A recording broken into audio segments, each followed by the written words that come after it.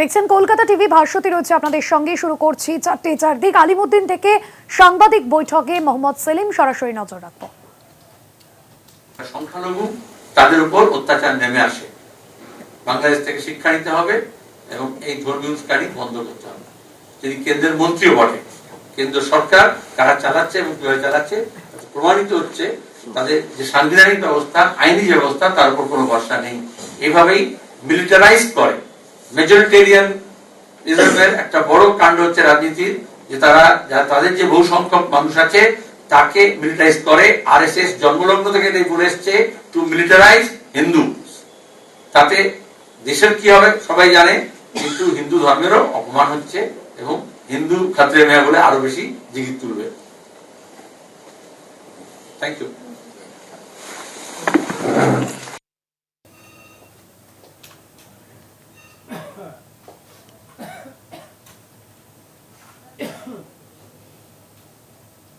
পাশাপাশি যে খবরে নজর রাখবো, মেদিনীপুর মেডিকেলে বিক্ষোভ জুনিয়র চিকিৎসকের। প্রিন্সিপালের অফিসের সামনে বিক্ষোভ জুনিয়র ডাক্তারদের।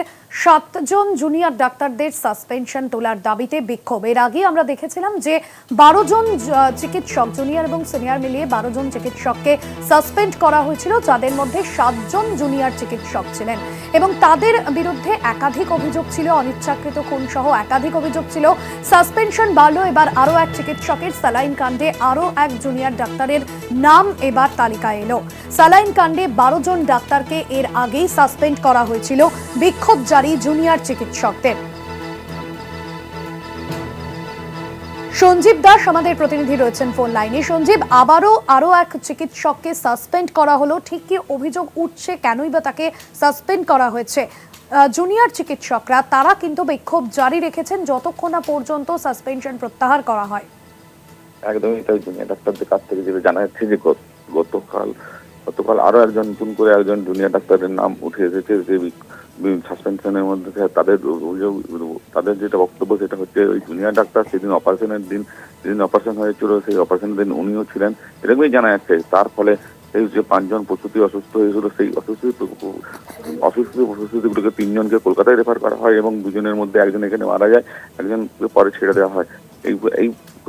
এই অবস্থায় কিন্তু এখনো পর্যন্ত যে সেই 6 জন জুনিয়র ডাক্তারকে সাসপেনশন করা হচ্ছে, তার সাথে নতুন করে আরো জনকে করা হয়। তার ফলে তারা আজকে অবস্থান বিক্ষোভ শুরু করেছে মেদিনীপুর মেডিকেল কলেজ হাসপাতাল। ধন্যবাদ জানাবো। সঞ্জীব ছিলেন আমাদের প্রতিনিধি ফোন লাইনে।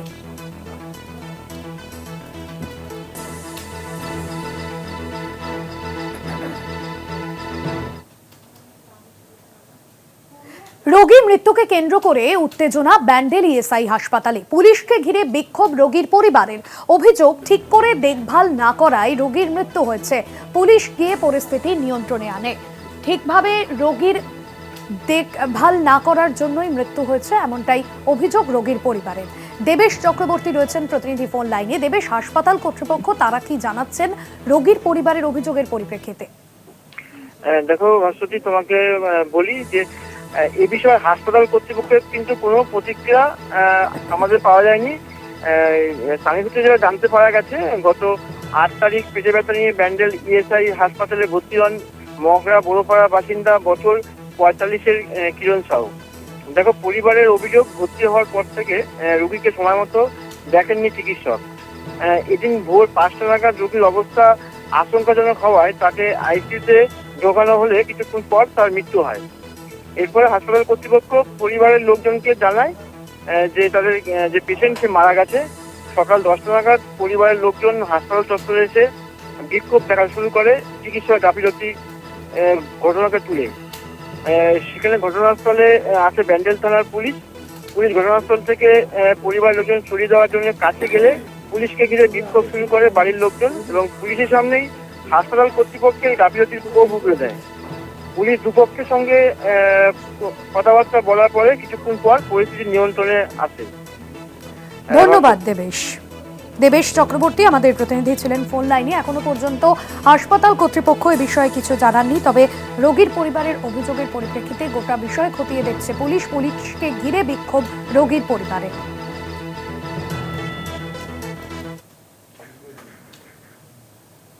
21শে জানুয়ারি আলিপুরদুয়ার সফরে মুখ্যমন্ত্রী। প্রশাসনিক বৈঠক করবেন মমতা বন্দ্যোপাধ্যায়।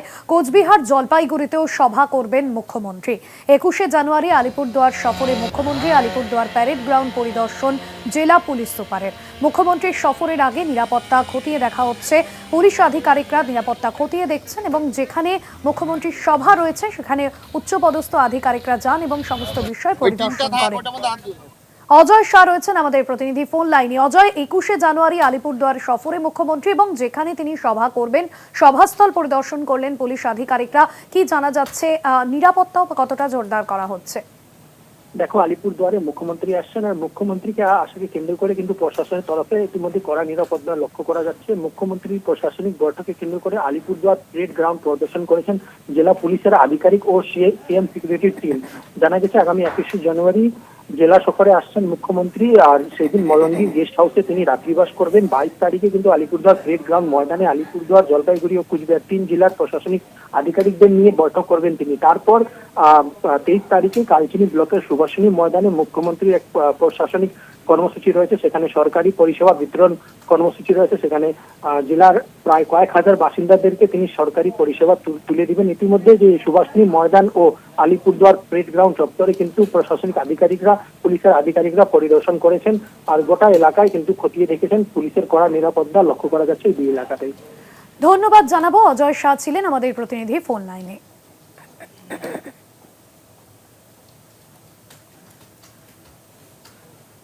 কলকাতায় অস্ত্রসহ গ্রেফতার এক ব্যক্তি। ধৃতের কাছ থেকে আগ্নেয়াস্ত্র ও কার্তুজ উদ্ধার হয়েছে। পশ্চিম চৌবাগা থেকে গ্রেফতার করে কলকাতা পুলিশ এবং ধৃত আফগান খান বিহারের বাসিন্দা বলেই জানা যাচ্ছে। কলকাতায় অস্ত্রসহ গ্রেফতার করা হয়েছে এক ব্যক্তিকে। ধৃতের কাছ থেকে আগ্নেয়াস্ত্র ও কার্তুজ উদ্ধার করেছে পুলিশ। পশ্চিম চৌবাগা থেকে গ্রেফতার করে কলকাতা পুলিশ এবং যে পরিচয় পাওয়া যাচ্ছে, ধৃত আফগান খান বিহারের বাসিন্দা। আপনাদের জানিয়ে রাখবো, পশ্চিম চৌবাগা থেকে গ্রেফতার করা হয়েছে অভিযুক্তকে। ইতিমধ্যেই তার যে পরিচয় জানা গিয়েছে, বিহারের বাসিন্দা ধৃত আফগান খান এবং প্রচুর পরিমাণে কার্তুজ ও আগ্নেয়াস্ত্র উদ্ধার করেছে কলকাতা পুলিশ। কলকাতায় অস্ত্রসহ গ্রেফতার এক ব্যক্তি।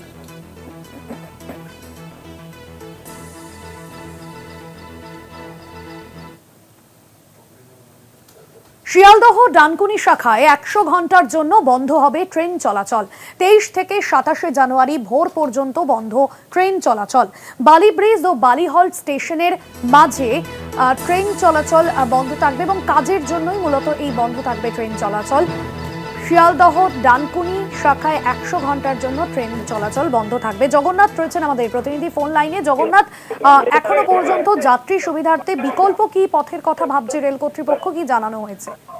দেখো, সেইটা নিয়ে হয়রানির শিকার হতে পারে নিত্যযাত্রী যারা রেল যাত্রীরা রয়েছে, কেননা বিকল্প ব্যবস্থা বলতে সড়ক পথে শুধু যাতায়াত এবং রেল যোগাযোগ পুরোপুরি বন্ধ থাকবে। অর্থাৎ শিয়ালদা ডানকুনি শাখায় যে সমস্ত লোকাল ট্রেন, দূরপাল্লা সমস্ত বন্ধ হয়ে যাবে। 100 ঘন্টা বন্ধ থাকবে এবং বালি ব্রিজ থেকে দক্ষিণেশ্বর থেকে বালির দিকে আসার যেই রাস্তা, সেই রাস্তা বন্ধ থাকবে। অর্থাৎ উল্টো দিকে রাস্তা দিয়ে যাতায়াত করতে পারবে মানুষজন। একটি রাস্তাই মাত্র খোলা রয়েছে। বিকল্প হিসেবে বালি স্টেশন, অর্থাৎ মেন লাইনের কিছু ট্রেন ঢুকবে, কিন্তু লোকাল ট্রেন যারা লোকাল যাত্রীরা যাতায়াত করে শিয়ালদায়, তারা পুরোপুরি হয়রানির শিকার হবে এই 4টে দিন।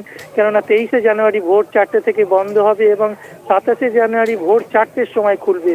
যেহেতু প্রচুর পুরনো এই ব্রিজ এবং ব্রিজের গার্ডারগুলো নষ্ট হয়ে গেছে, সেই গার্ডারগুলো পরিবর্তন করা হবে এবং প্রস্তুতি চূড়ান্ত পর্যায়ে বেশ কিছুদিন ধরেই কাজকর্ম চলছে এবং যে ব্রিজের থামগুলো রয়েছে সেইগুলো ইতিমধ্যেই চেঞ্জ করে দেওয়া হয়েছে। তবে এই লাইনের কাজের জন্য এবং গার্ডার চেঞ্জ এবং বিভিন্ন টেকনিক্যাল কাজের জন্য বন্ধ রাখার সিদ্ধান্ত নেওয়া আছে। তবে যাত্রী হয়রানি পুরোপুরি হতে চলেছে, এটা বলা যেতে পারে। ধন্যবাদ জানাবো। জগন্নাথ সামন্ত ছিলেন আমাদের প্রতিনিধি ফোন লাইনে।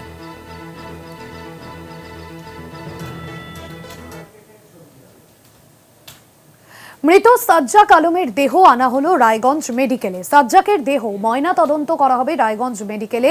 পুলিশের গুলিতে মৃত পাঞ্জিপাড়া কাণ্ডে মূল অভিযুক্ত। আদালত থেকে ফেরার পথেই পুলিশকে গুলি করে প্রিজন ভ্যান থেকে পালিয়েছিল সাজ্জাক আলম। 2 পুলিশ কর্মী ঘটনায় জখম হয়ে হাসপাতালে ভর্তি হয়েছিলেন এবং পরে শনিবারই পুলিশের গুলিতে এনকাউন্টারে মৃত্যু হয় সাজ্জাকের। বিক্রমাদিত্য রয়েছেন আমাদের প্রতিনিধি ফোন লাইনে। বিক্রমাদিত্য, সাজ্জাক আলমের দেহ রায়গঞ্জ মেডিকেলে আনা হলো, সেখানেই তার দেহের ময়না তদন্ত করা হবে, কি জানা যাচ্ছে এই মুহূর্তে?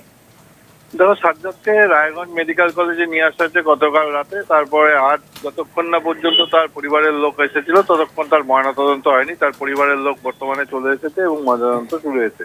এবং এই ঘটনায় রায়গঞ্জ থেকে যেটা জানা যাচ্ছে সেটা হচ্ছে তার পরিবারকে তার দেহ দেওয়া হলো।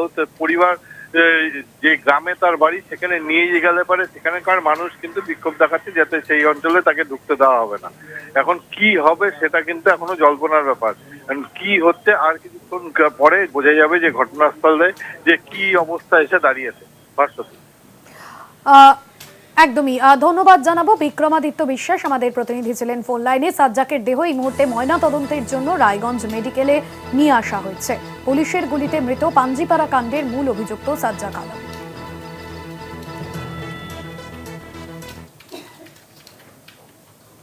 ডোমকলে পুলিশের উপর হামলার ঘটনায় গ্রেফতার করা হয়েছে পলাতক মূল অভিযুক্ত সোহেল রানা। ধৃত হাফিজুল শেখকে আদালতে ইতিমধ্যেই পেশ করা হয়েছে।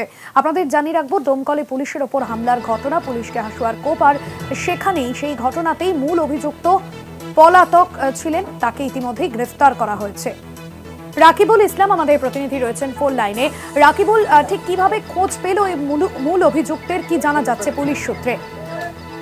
দেখো, গত শুক্রবার এক ব্যক্তিকে চুরির কেসে গ্রেপ্তার করে ডোমকল থানার পুলিশ। তারপরেই গত বুধবার ওই ব্যক্তিকে নিয়ে তার বাড়িতে তার চুরির মাল যে আছে সেই মাল কিন্তু উদ্ধার করতে গেলে তার পরিবারের লোকজন সহ এক প্রধান এবং অর্থাৎ প্রাক্তন প্রধান এবং প্রধানের স্বামী সকলে মিলে কিন্তু ওই পুলিশ আধিকারিকের উপরে আক্রমণ করে। তারপরেই কিন্তু ছিনিয়ে নেয় ওই মূল অভিযুক্ত সোহেল রানা অর্থাৎ রানা শেখকে। তারপরেই কিন্তু সেই ঘটনায় চাঞ্চল্য ছড়িয়ে পড়ে এবং উত্তেজনা ছড়ালে সেখানে একটি বিশাল পুলিশ বাহিনীর টিম ডোমকল থানা সেখানে পৌঁছায় এবং মোট ঘটনাস্থল থেকে 4 জনকে গ্রেপ্তার করে পুলিশ আক্রমণের ঘটনায়। তারপরেই কিন্তু মূল অভিযুক্ত রানা শেখ ওরফে রানা এবং হাফিজুল অর্থাৎ প্রাক্তন প্রধানের স্বামী, ওই 2 ব্যক্তি ধারালো অস্ত্র পুলিশের শরীরে মেরেছিলেন, তারা কিন্তু ফেরার ছিলেন। তারপরেই কিন্তু মূল অভিযুক্তকে এখনো খোঁজ না পাওয়া গেলেও কিন্তু পাওয়া গিয়েছে মূল অভিযুক্তদের মধ্যে আরো একজন, যে প্রধানের স্বামী, সেই প্রধানের স্বামীকে কিন্তু হাফিজুল শেখ তার নাম, সেই অভিযুক্তকে কিন্তু গ্রেপ্তার করেছে তার আত্মীয়ের বাড়ি থেকে এবং এমনটাই কিন্তু পুলিশ সূত্রে খবর। এবং গতকাল রাতে তার আত্মীয়ের বাড়ি থেকে তাকে গ্রেপ্তার করার পর আজ সকালেই কিন্তু তাকে জেলা আদালতে পাঠানো হয়েছে এবং জেলা আদালতের থেকে তাকে 7 দিনের পুলিশে হেফাজতে আনা হবে। কেননা পুলিশকে যে আক্রমণ অর্থাৎ পুলিশের উপরে হামলা, সেই সাহস কিভাবে পেল তারা, কোত্থেকে আসলে এই সাহস, যা আইনের গায়ে হাত দেওয়া অর্থাৎ আইনের রক্ষকের গায়ে হাত দেওয়া, তা নিয়ে কিন্তু প্রশ্ন উঠছিল একাধিক ডোমকল এলাকায়। তবে এই ঘটনায় কিন্তু ইতিমধ্যে 5 জনকে গ্রেপ্তার করা হলো, এমনটাই কিন্তু পুলিশ সূত্রে খবর। ধন্যবাদ তোমায়।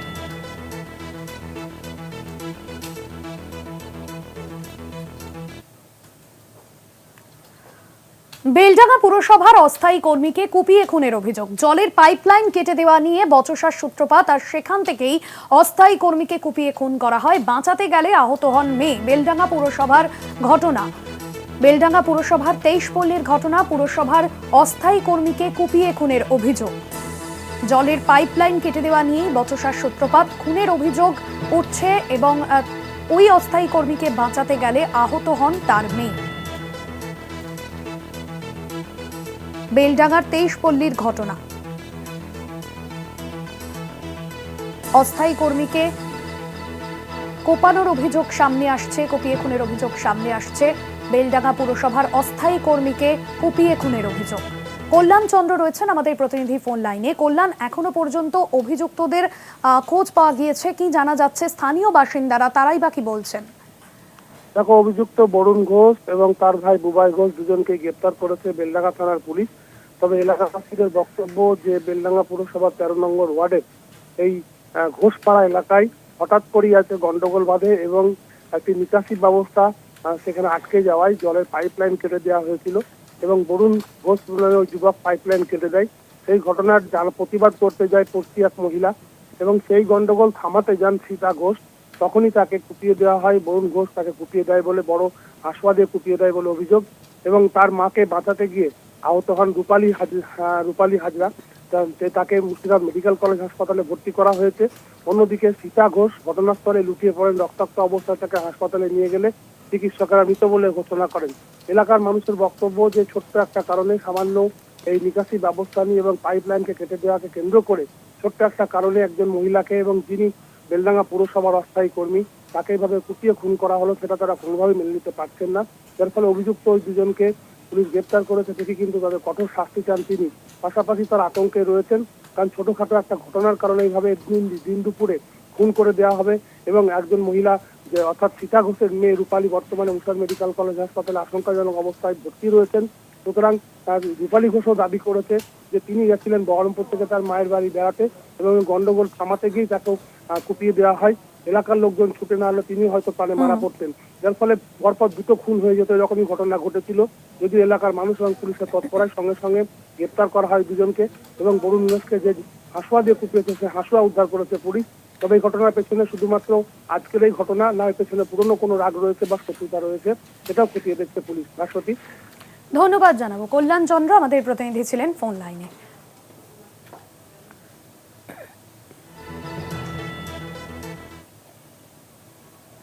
বন্ধ কারখানার ভিতরে শ্রমিক আবাসন থেকে উদ্ধার দেহ। কাঁকসার বাবুনপাড়ায় 2 শ্রমিকের দেহ উদ্ধারে চাঞ্চল্য তৈরি হয়েছে। ঘটনাস্থলে কাঁকসা থানার পুলিশ দেহ ময়না তদন্তের জন্য দুর্গাপুর মহকুমা হাসপাতালে নিয়ে যাওয়া হয়েছে। আপনাদের জানিয়ে রাখবো, বন্ধ কারখানার ভিতরে শ্রমিক আবাসন থেকে উদ্ধার দেহ। সুজিত ভট্টাচার্য প্রতিনিধি রয়েছেন ফোন লাইনে।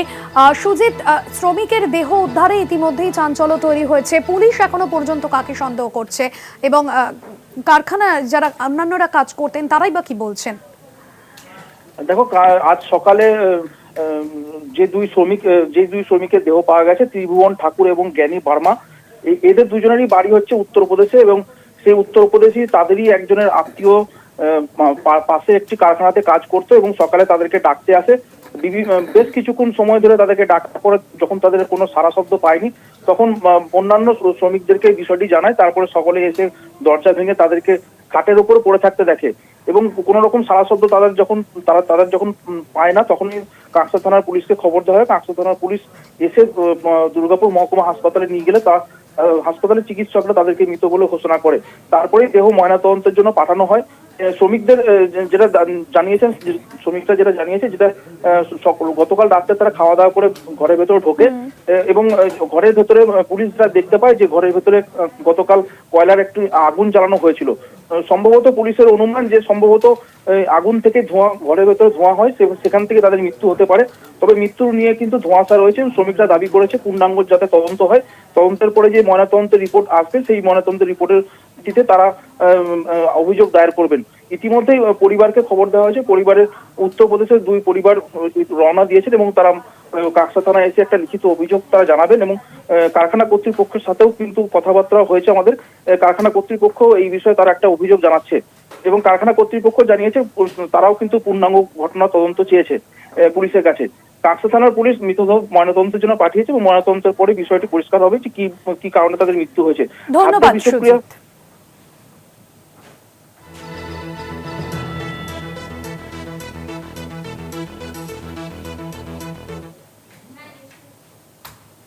পরকীয়ায় জড়িয়েছে স্ত্রী, আর সেই সন্দেহে স্ত্রীকে খুন করে শটান থানায় স্বামী।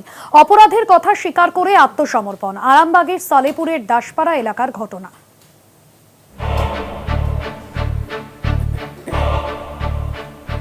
বছর 15 আগে অভিজিৎ দাসের সঙ্গে বিয়ে হয়েছিল ঋতু দাসের। দম্পতির সংসারে রয়েছে তাদের 2 সন্তানও। পেশায় স্বর্ণকার অভিজিৎ দাস সন্দেহ করতেন তার স্ত্রী পরকীয়ায় জড়িয়েছে, আর সেই সন্দেহের বশীভূত হয়ে শনিবার রাতে স্ত্রীকে খুন করলেন অভিজিৎ।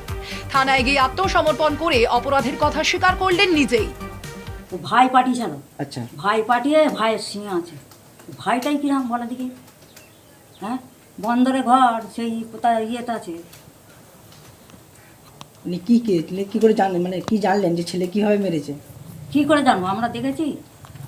আপনার বৌমা কি মানে এই রুমেই ছিল? হ্যাঁ। কেমন অবস্থায় দেখলেন? অবস্থা আমরা বলছে মেরে দিয়েছে, আমরা দেখিয়ে দিই। আপনার ছেলে কোথায়? সে ধরা দিয়ে দিয়েছে। কোথায়? আরামবাগে। অপরাধীর শটান স্বীকারোক্তি শুনে হতবাক হয়ে যায় পুলিশও। অভিজিতের বাড়িতে গিয়ে ঘটনার সত্যতা যাচাই করা হয়। বধূর নিথর শরীর ঘরের মেঝেতে পড়ে থাকতে দেখেন পুলিশ কর্মীরা। এবার আমার স্বামী ওই বাড়িতে শয়, ওই ওই দিকে একটা চালা রয়েছে, ওতে শয়। আর আমি লাদিনীর কাছে থাকি। এবার উঠেছে ও দাদা, ওর বাবা নাকি উঠেছে, উঠে বলছে দাদা আমি এরকম মেরে দিয়েছি, আর হচ্ছে আমি থানাকে চলে যাচ্ছি। কটার সময় এটা? ছেলে দুটোকে দেখবে। কটার সময় হয়েছে? ভোরবেলা 5 কটা বাজে তখন বলতে সকাল হয়ে গেছে। জানা গিয়েছে অভিজিৎ ঋতুর সংসারে প্রায়শই অশান্তি লেগে থাকতো। পরকীয়ার কথা জানতে পেরে সংসারে শুরু হয় দাম্পত্য কলহ। সকালবেলা ঘুম থেকে উঠে সন্তানরা তাদের মায়ের দেহ ঘরে পড়ে থাকতে দেখে। এদিকে মৃতার বাবা জানিয়েছেন দীর্ঘদিন মেয়ের সঙ্গে যোগাযোগ না থাকায় কিছুই জানতেন না তিনি। সাথে কতদিন মেয়ের সম্পর্ক নেই? 12-13 বছর কোনো সম্পর্ক নেই। কোনো খোঁজ খবর রাখেন না, কোনো খোঁজ খবর নেই। আপনি জানতেন 5 মাইলে আছে? না, কি জানতে পেরেছেন এখন? আমার থানা থেকে ফোন করেছে। ঘটনার কথা প্রকাশ্যে আসতেই শোরগোল পড়ে যায়। তদন্ত শুরু করেছে আরামবাগ থানার পুলিশ। আরামবাগ থেকে দীপাঞ্জন রায়ের রিপোর্ট, কলকাতা টিভি। ছেলে বিরক্ত করায় গলায় ফাঁস লাগিয়ে খুন শিকার মায়ের। শনিবার ছেলেকে খুন করে আত্মসমর্পণ মায়ের। নরেন্দ্রপুরের ঘটনায় শনিবারই গ্রেফতার করা হয় অভিযুক্ত মাকে। গতকালই আমরা দেখেছি সোনারপুর থানায় তিনি আগে যান এবং পরে তাকে নরেন্দ্রপুর থানায় পাঠানো হয় এবং সেখানেই আত্মসমর্পণ করেন অভিযুক্ত মা। সুখদেব দে রয়েছেন প্রতিনিধি ফোন লাইনে। সুখদেব, এখনো পর্যন্ত গতকাল আমরা যে ছবি দেখেছি যে এই ঘটনার পর রীতিমতো স্থানীয় বাসিন্দারা, প্রতিবেশীরাও মাকে ঘিরে বিক্ষোভ দেখায় থাকেন।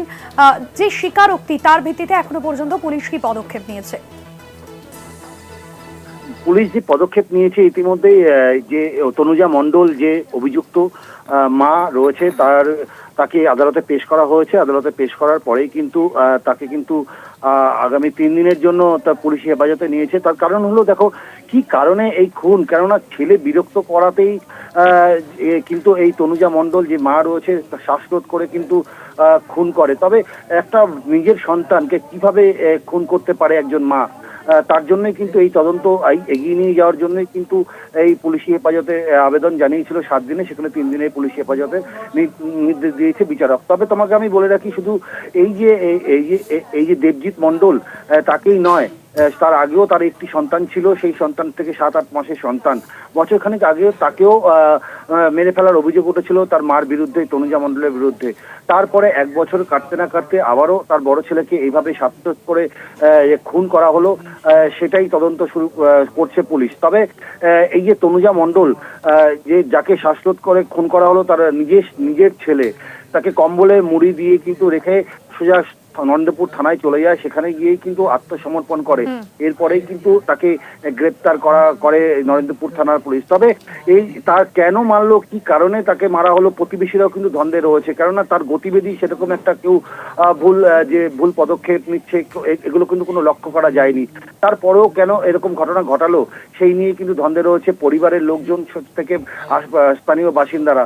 তবে এই যে দেবজিৎ মণ্ডল যাকে খুন করা হলো, তাকে যখন খুন করা হলো তারপরে কিন্তু তার ঠাকুমা যখন বাড়িতে এসে দেখে যে কম্বল মুড়ি দিয়ে কিন্তু তার সন্তানকে ফেলে রেখেছে, তখন কিন্তু তার মা কিন্তু থানায় গিয়ে আত্মসমর্পণ করেছে।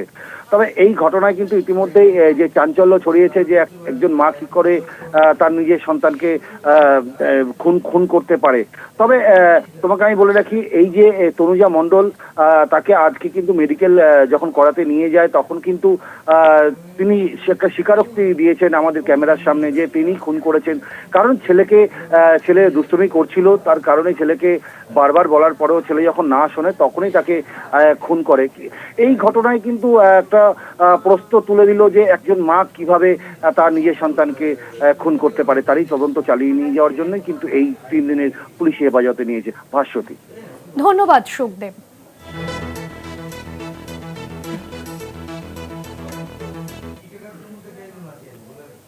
আরো খবর নিয়ে ফিরছি বিরতির পর, সঙ্গে থাকুন। সৈফ আলী খানের উপর হামলায় বাংলাদেশি যোগ সামনে আসছে। মুম্বাইয়ের থানে থেকে গ্রেফতার করা হয়েছে বাংলাদেশি যুবক অভিযুক্ত মোহাম্মদ শরীফুল ইসলাম শাহজাদ।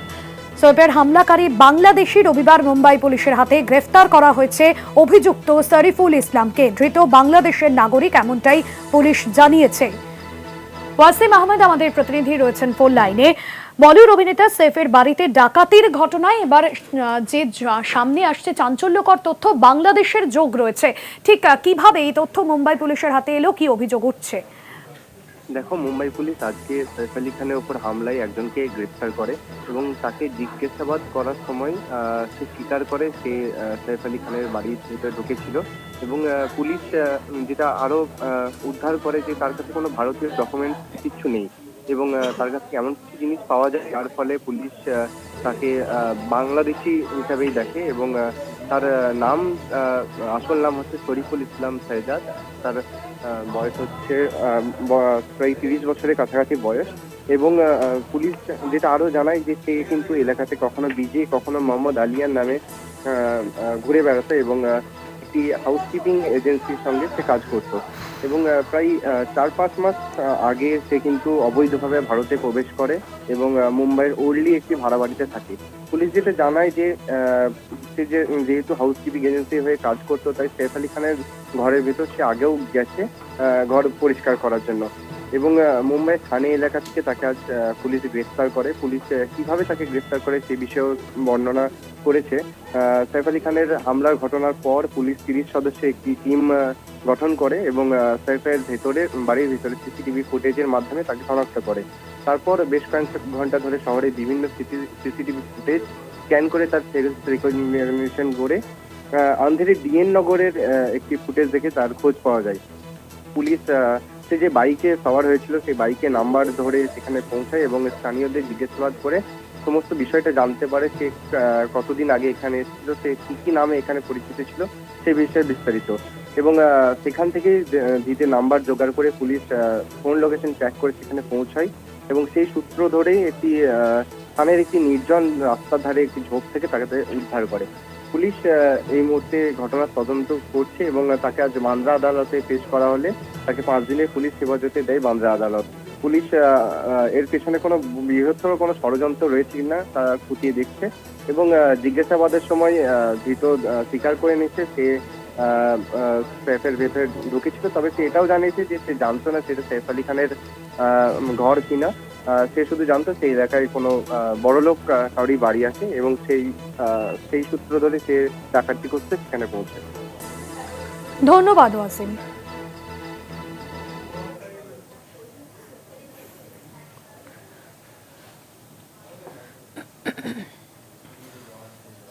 বিনা পয়সায় রাজ্যবাসীকে বিদ্যুতের সঙ্গে জল সরবরাহ করবে সরকার।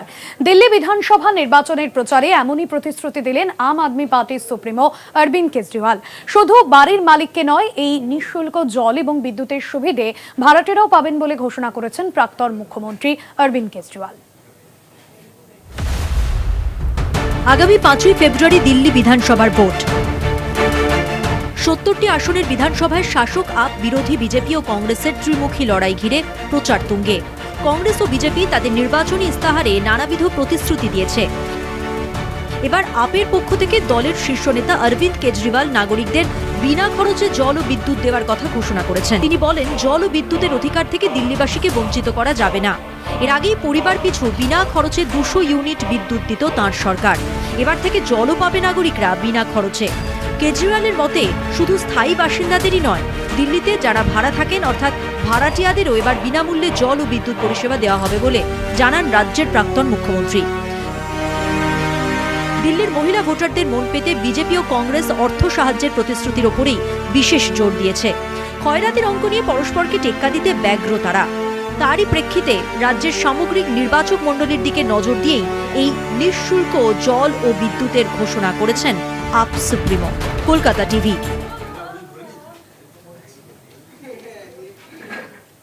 যে খবরে নজর রাখবো, লালু প্রসাদের সঙ্গে দেখা করতে তার পাটনার বাসভবনে গেলেন রাহুল গান্ধী। আরজেডির নেতৃত্বের উত্তরাধিকার পুত্র তেজস্বী যাদবের হাতে আনুষ্ঠানিকভাবে তুলে দেন লালু প্রসাদ যাদব। ঘটনাচক্রে একই দিনে রাহুল লালুর বৈঠক। ইন্ডিয়ার শরিকদের কংগ্রেসকে ঘিরে চলতি বিরোধের প্রেক্ষিতে রাহুলের সঙ্গে আরজেডি সুপ্রিমোর বৈঠক যথেষ্টই তাৎপর্যপূর্ণ। এই বছরেই বিহার বিধানসভা ভোট, তার আগেই দলের উত্তরাধিকার ছেলে তেজস্বীর হাতেই তুলে দিলেন আরজেডি সুপ্রিমো লালু প্রসাদ যাদব। দলের কেন্দ্রীয় সম্পাদক মণ্ডলী আরজেডির শীর্ষ নেতৃত্বের পদে প্রাক্তন উপমুখ্যমন্ত্রী তেজস্বী যাদবকে নিয়োগের লক্ষ্যে সর্বসম্মত প্রস্তাব গ্রহণ করে। বার্ধক্যজনিত অসুস্থতার কারণে বিধানসভা ভোটের আগেই নেতৃত্বের ব্যাটন লালু ছেলের হাতেই তুলে দিলেন। ঘটনাচক্রে একই দিনে লোকসভার বিরোধী দলনেতা রাহুল গান্ধী পাটনায় অ্যানিমার্গে লালু প্রসাদ যাদবের সঙ্গে দেখা করেন। সেখানে তেজস্বীও হাজির ছিলেন। রাহুল ও লালুর তরফে সৌজন্য সাক্ষাৎ বলে দাবি করা হলেও ওই বৈঠক ঘিরে রাজনৈতিক জল্পনা শুরু হয়েছে। পাটনায় সংবিধান সুরক্ষা সম্মেলনে যোগ দিতে এসেছিলেন রাহুল। তার সঙ্গে দেখা করতে গিয়ে তেজস্বী তাকে লালুর তরফে তাঁদের বাড়িতে যাওয়ার আমন্ত্রণ জানান। সম্প্রতি লালু প্রসাদ যাদব ইন্ডিয়া মঞ্চের নেতৃত্ব কংগ্রেসের হাত থেকে বাংলার মুখ্যমন্ত্রী মমতা বন্দ্যোপাধ্যায়ের হাতে তুলে দেওয়া উচিত বলে দাবি করেছেন। তার আগেই মমতা জানিয়েছিলেন প্রয়োজন হলে তিনি ইন্ডিয়ার নেতৃত্বের দায়িত্ব নিতে প্রস্তুত। তার প্রেক্ষিতে লালুর মন্তব্যের পর থেকেই শরিক দলগুলির তরফে নেতৃত্ব বদলের পক্ষে সওয়াল জোরালো হতে শুরু করে। দিল্লি বিধানসভায় কংগ্রেসের বিরুদ্ধে আম আদমি পার্টিকে ইন্ডিয়া শরিকদের সমর্থনের প্রেক্ষিতে শরিকি বিরোধ আরও তীব্র আকার নেয়। তেজস্বী বলেছিলেন ইন্ডিয়া শুধুমাত্র অষ্টাদশ লোকসভা ভোটের জন্য গঠিত হয়েছিল। এই আবহে রাজ্যের আসন্ন বিধানসভা ভোটের মুখে দুই শরিক কংগ্রেস ও আরজেডি শীর্ষ নেতৃত্বের এই বৈঠক স্বভাবতই রাজনৈতিক চর্চার বিষয় হয়ে উঠেছে।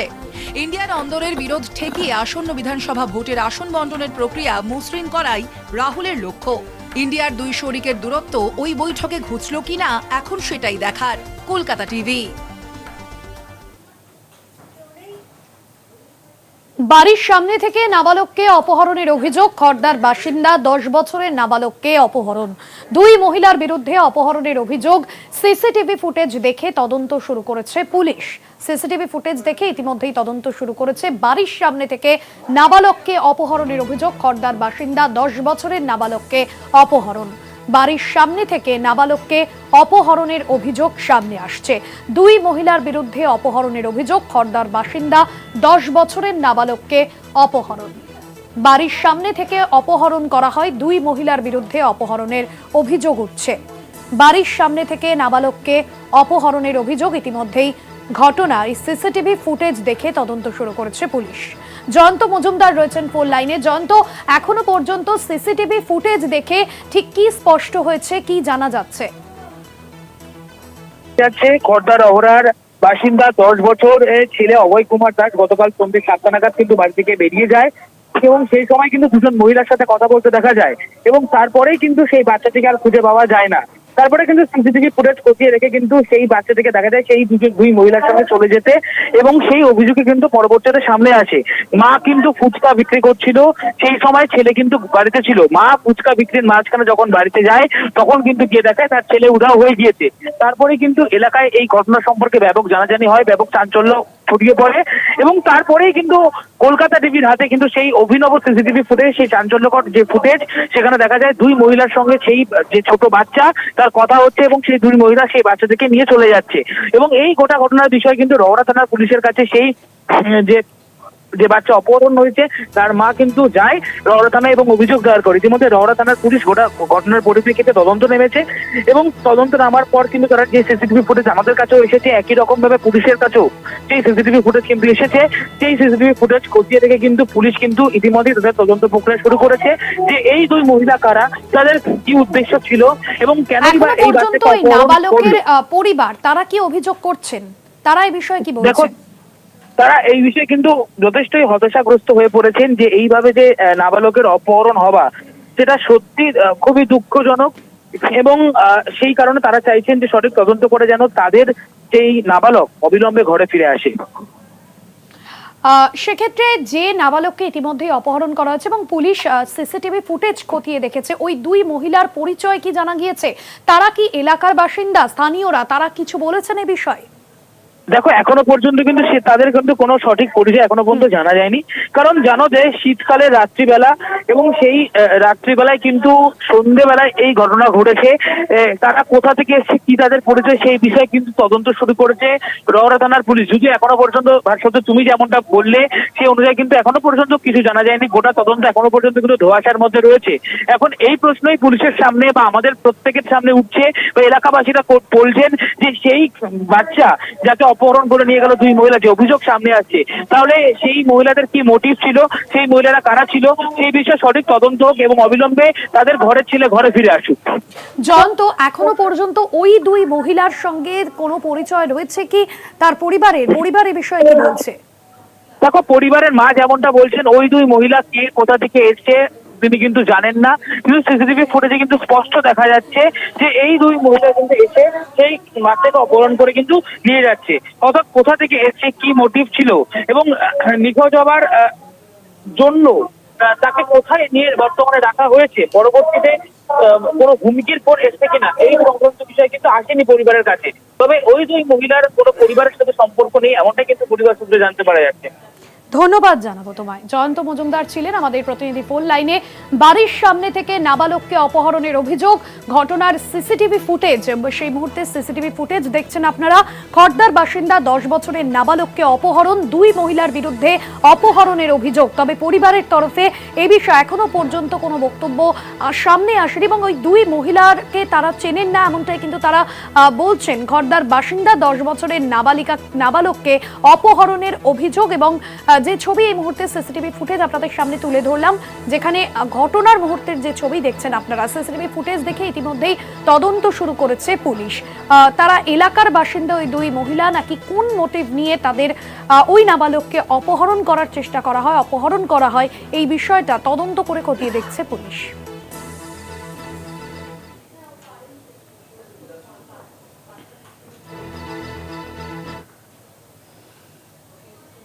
সোশ্যাল সাইটে মহিলা সহকর্মীকে কুপ্রস্তাব, ভাইরাল স্ক্রিনশট, অভিযোগ পঞ্চায়েতের সুপারভাইজারের বিরুদ্ধে। ঘটনায় ক্ষুব্ধ হয়ে মহিলা কর্মীরা গ্রাম পঞ্চায়েত প্রধান ও পঞ্চায়েত সমিতির সভাপতির কাছে লিখিত অভিযোগ দায়ের। কড়া পদক্ষেপের দাবি মহিলা কর্মীদের, অন্যথায় লাগাতার কর্মবিরতির হুঁশিয়ারি।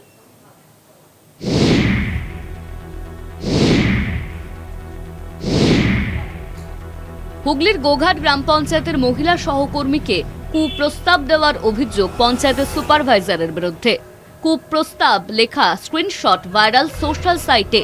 গ্রাম পঞ্চায়েত প্রধান ও পঞ্চায়েত সভাপতির কাছে লিখিত অভিযোগ দায়ের করেন ক্ষুব্ধ মহিলা কর্মীরা। পঞ্চায়েতের যে সুপারভাইজার শেখ আবুল হোসেন, উনি রাত্রি 10:30টায় 15 তারিখ বুধবার উনি আমাকে একটা নোংরা এবারে কুপ্রস্তাব আমাকে দেন।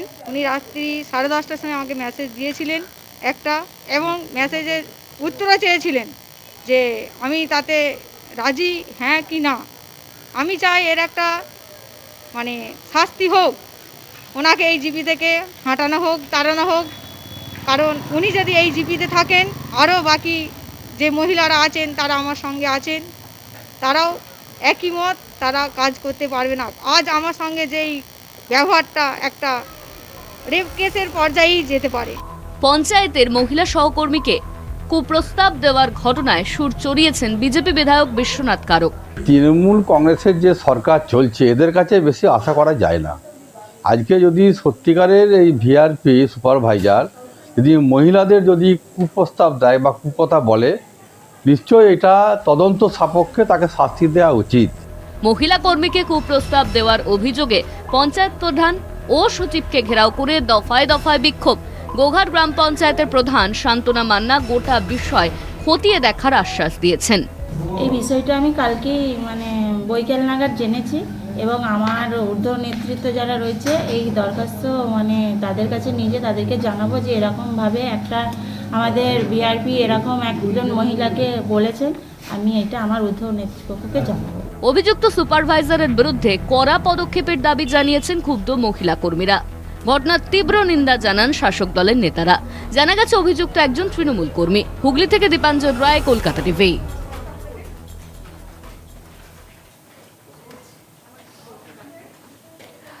অন্যান্য আরো খবর নিয়ে ফিরছি বিরতির পর, সঙ্গে থাকুন। যে খবরে নজর রাখবো, এলাহাবাদে মহাকুম্ভে আগুন এই মুহূর্তে যে খবর আপনাদের সামনে তুলে ধরবো এবং সেক্টর 19-এ রেল ব্রিজের নিচে আগুন লেগেছে সেই ছবি আপনাদের সামনে তুলে ধরছি। সেই অগ্নিকাণ্ডের ছবি দেখছেন আপনারা এবং এলাহাবাদের আগুনের ঘটনা সামনে আসছে। সেক্টর 19 এলাকার রেল ব্রিজের নিচেই আগুন লেগেছে বলে জানা গিয়েছে। কলকাতা টিভিতে এক্সক্লুসিভ সেই ছবি দেখছেন আপনারা। মহাকুম্ভে আগুন দেখছেন সেই ছবি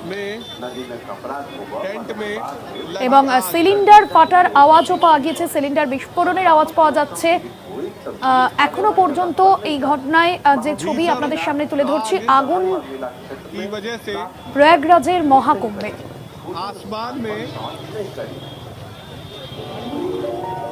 পলিটিক্যাল এডিটর আশিস চট্টোপাধ্যায় রয়েছেন আমাদের সঙ্গে ফোন লাইনে। আশিস দা, এই মুহূর্তে সেখানকার কি পরিস্থিতি? দেখো, খুব উদ্বেগজনক খবর পাওয়া যাচ্ছে যে কুম্ভে, প্রয়াগরাজে যে কুম্ভ শুরু হয়েছে, সেই কুম্ভে 20-25টা তাঁবু ইতিমধ্যেই পুড়ে ছাই হয়ে গিয়েছে। বিরাট বড় আগুন ছড়িয়ে পড়েছে এবং যেটা প্রশ্ন উঠছে যে আগুনটা লাগার পরে সেটাকে সঙ্গে সঙ্গে ছোট করে ফেলা বা সেটাকে নিভিয়ে ফেলার কি ব্যবস্থা ছিল সেটা একদম স্পষ্ট নয়। যেটা উদ্বেগজনক খবর আসছে, 20-25টা তাঁবু ইতিমধ্যেই ভস্ম হয়ে গিয়েছে, কিছু নেই। ভেতরে কি লোকজন ছিল বা সাধারণত এসব ক্ষেত্রে যা হয় সেটা হচ্ছে দৌড়দৌড়ি করতে গিয়ে পদপিষ্ট হয়ে অনেক সময় মানুষের মৃত্যু হয় বা আহত হয়। সেই ব্যাপারে খবর পরে পরে আসবে, কিন্তু দেখা যাচ্ছে রেল ব্রিজের নিচে একটি তাঁবুতে বোধহয় প্রথমে আগুন ধরে, তারপরে অনেকগুলো ফায়ার ব্রিগেড যে গাড়ি সেগুলো ওখানে ছিল, কিন্তু তারা ঘটনাস্থলে গিয়ে আগুন নেভাবার চেষ্টাও করছে, কিন্তু আগুন ছড়িয়ে পড়ছে বলে প্রাথমিকভাবে মনে করা হচ্ছে। বিবেকানন্দ সেবা সমিতি বারাণসী বলে একটি প্রতিষ্ঠান, সাধুদের প্রতিষ্ঠান, সেখানেই প্রথম আগুন লাগে বলে মনে করা হচ্ছে। সেক্টর তুলসী মার্গ এলাকায় সেখানে রেস্কিউ রিলিফ অপারেশন চালু হয়েছে। হয়তো স্থানীয় লোকেরা অনেকে বলছেন যে একটি গ্যাস সিলিন্ডার ফেটে যাওয়ার ফলে আগুন লাগে, বিস্ফোরণ হয় একটি গ্যাস সিলিন্ডারে। ওই ক্যাম্পে যেখানে আগুন প্রথম লাগে সেখানে নাকি 500 জন লোক ছিলেন, এইরকম প্রাথমিকভাবে খবর পাওয়া যাচ্ছে।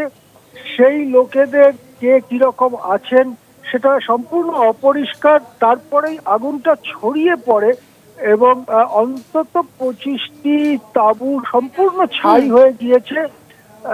আগুন নেভাতে প্রাথমিকভাবে ব্যর্থ, এটাই বলা যেতে পারে। সুতরাং খুবই উদ্বেগজনক খবর। সেক্ষেত্রে আশিস দা, 12 বছর অন্তরেই মহাকুম্ভ মেলা এবং সে জায়গায় কুম্ভ মেলা দেখতে বহু মানুষ, সাধু সন্ন্যাসীরা দূর দূরান্ত দেশ বিদেশ থেকে আসেন।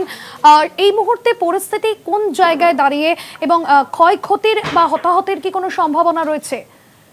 দেখো, প্রথম ব্রেকিং নিউজটা ভেসে আসছে আমাদের কাছে, তাতে যেটা বোঝা যাচ্ছে যে প্রথম যে টেন্টে আগুন লেগেছিল, গ্যাস সিলিন্ডার বিস্ফোরণ হয়েছিল, গ্যাস সিলিন্ডার ফেটে গিয়ে আগুন লেগেছিল। সেখানে 500 জন আনুমানিক ওই আখাড়ার সাধু এবং তাদের শিষ্য ইত্যাদি তারা ছিল, এবং তাদের কতজন কি অবস্থায় আছে সম্পূর্ণ অপরিষ্কার। কিন্তু যেটা বোঝা যাচ্ছে যে রেল ব্রিজের নিচে এই আগুন লাগার পরে আগুনটাকে নিয়ন্ত্রণ করতে, কন্ট্রোল করতে ব্যর্থ হয়, যদিও ফায়ার ব্রিগেডের গাড়ি সেখানে ছিল। তারপরে আগুনটা ছড়িয়ে পড়তে থাকে এবং মুহূর্তের মধ্যে, অল্প কয়েক মিনিটের মধ্যে প্রায় 25টা তাঁবু ভস্মীভূত হয়ে যায়। এই ধরনের জায়গায় যাদের যাতায়াতের অভিজ্ঞতা আছে তারা জানেন যে এই শীতকাল, কোনো বৃষ্টি নেই, কিছু নেই, এবং তাঁবু যে সমস্ত জিনিস দিয়ে তৈরি হয় সেগুলো যৌতুকগৃহের মতো, একেবারে যৌতুকগৃহের মতো। আগেকার দিনে 20-25 বছর আগেও আমি কুম্ভে দেখেছি যে তখন কাঠের আগুন টাগুন জ্বালানো হতো। আজকাল দেখি এই বছর 6 আগেও 2019-এ এলাহাবাদে একটা কুম্ভ হয়ে গিয়েছে, অর্ধকুম্ভ, সেখানেও দেখেছি যে প্রচুর পরিমাণে গ্যাসের সিলিন্ডার, ওই কাঠটার জ্বালানোর ব্যাপারটা অতীত হয়ে গেছে। কাঠ বা কয়লা জ্বালিয়ে উনুন তৈরি করা এখন আর হয় না, গ্যাসের সিলিন্ডার। এবং অনেকেই অপটু হাতে এবং অনেক সময় শিশুরা সেসব গ্যাস ট্যাস জ্বালান, রান্নাবান্নার কাজে যুক্ত হন। এরকমই কিছু একটা ঘটনা এখানে ঘটেছে বলে মনে করা হচ্ছে, যে গ্যাসের সিলিন্ডার বিস্ফোরণ হয়েছে। খুবই উদ্বেগজনক খবর ভাস্বতী। একদমই ধন্যবাদ জানাবো আশিস দা আপনাকে। আশিস চট্টোপাধ্যায় পলিটিক্যাল এডিটর ছিলেন ফোন লাইনে। এই মুহূর্তে যে ছবি আপনাদের সামনে তুলে ধরছি, মহাকুম্ভে আগুন, এবং এখনো পর্যন্ত যেমনটা জানা যাচ্ছে যে একটি তাঁবুতে যেখানে আগুন লেগেছে সেখানে কিন্তু 500 জনের মতো লোক ছিল, এবং সে জায়গা থেকেই কিন্তু হতাহতের সম্ভাবনা এখনো পর্যন্ত স্পষ্ট নয়।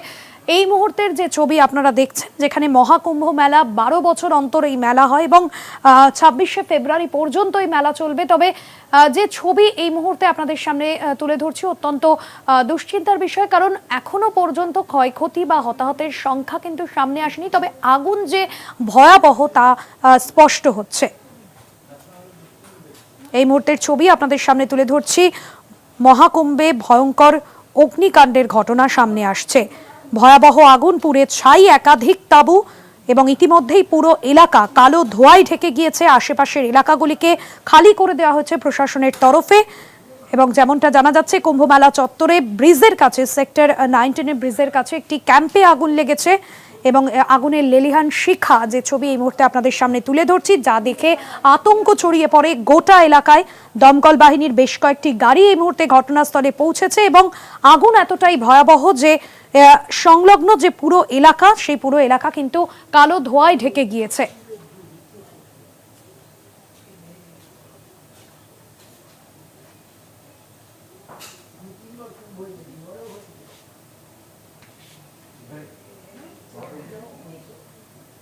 চারদিক এখানেই শেষ করছি। দেখতে থাকুন কলকাতা টিভি রাত দিন 7।